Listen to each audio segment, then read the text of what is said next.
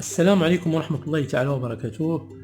Monsieur Mitrab Abdeltaef, un consultant expert et enseignant dans le domaine du sourcing global, des achats et des approvisionnements à l'École supérieure de l'industrie du textile et de l'habillement à Casablanca.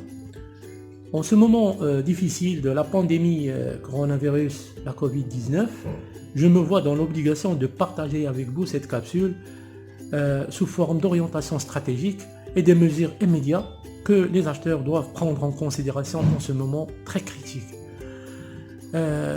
Au Maroc, à Casablanca, nous étions la première école qui a entamé deux baromètres pour positionner la fonction achat et la maturité de cette fonction à l'échelon national.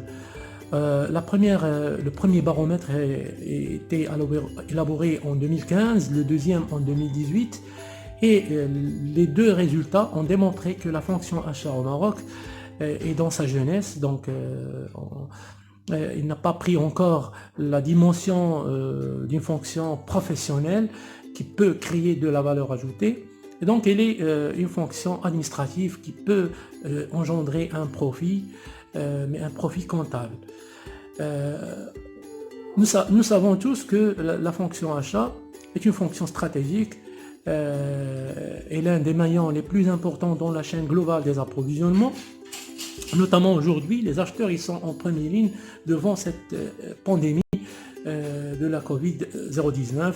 Ils sont en train d'assurer la disponibilité des matériaux, la disponibilité dans les bonnes conditions.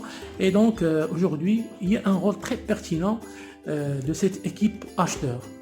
Donc je me vois dans l'obligation de parler déjà d'un plan immédiat que l'on peut adresser dès maintenant pour tirer les meilleures conclusions possibles.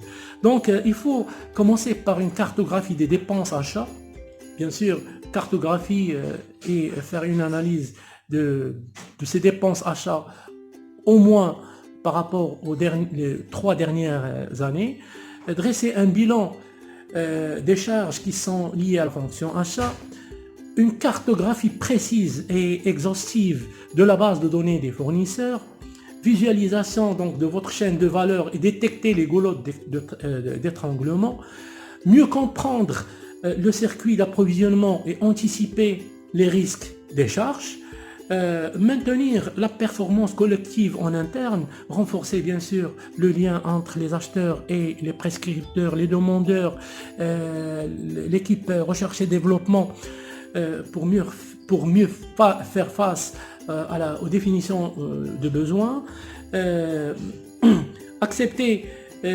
accélérer les procédures d'homologation et de référencement des fournisseurs, aussi bien que le ciblage à travers l'Internet.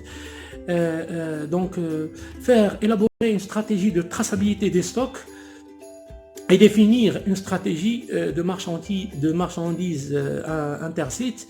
Et en dernier lieu, on peut parler de l'intégration des données achats dans le système d'information des entreprises. Après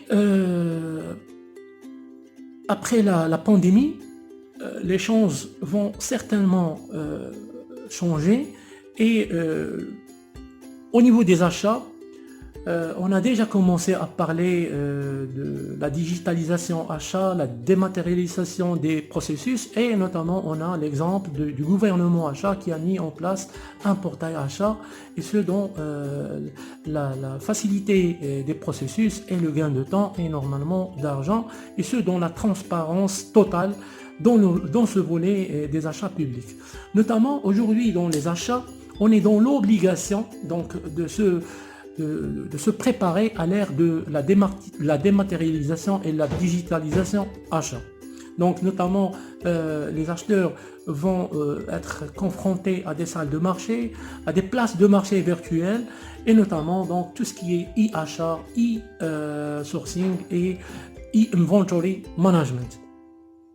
Concernant le volet achat, il y a aussi quelques volets qui n'ont pas pris leur part d'importance, à savoir la gestion des risques et les outils appropriés à ce domaine, l'analyse besoin et notamment l'intégration de tout ce qui est achat éco-responsable et achat vert, le renforcement des relations avec les partenaires, car le concept fournisseur, certainement, il va disparaître.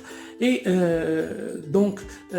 on va dire aussi la mutualisation des approvisionnements et une gestion partagée des approvisionnements avec ses partenaires. Donc, c'est le moment pratiquement d'adopter une stratégie d'intelligence collective par rapport à chaque secteur. Il est temps donc de créer des fédérations, de consortiums achats pour augmenter notre pouvoir de négociation, des bibliothèques électroniques qui permettent pratiquement l'accès à l'information sur des fournisseurs sur les marchés. Et tout cela, nous devons être unis.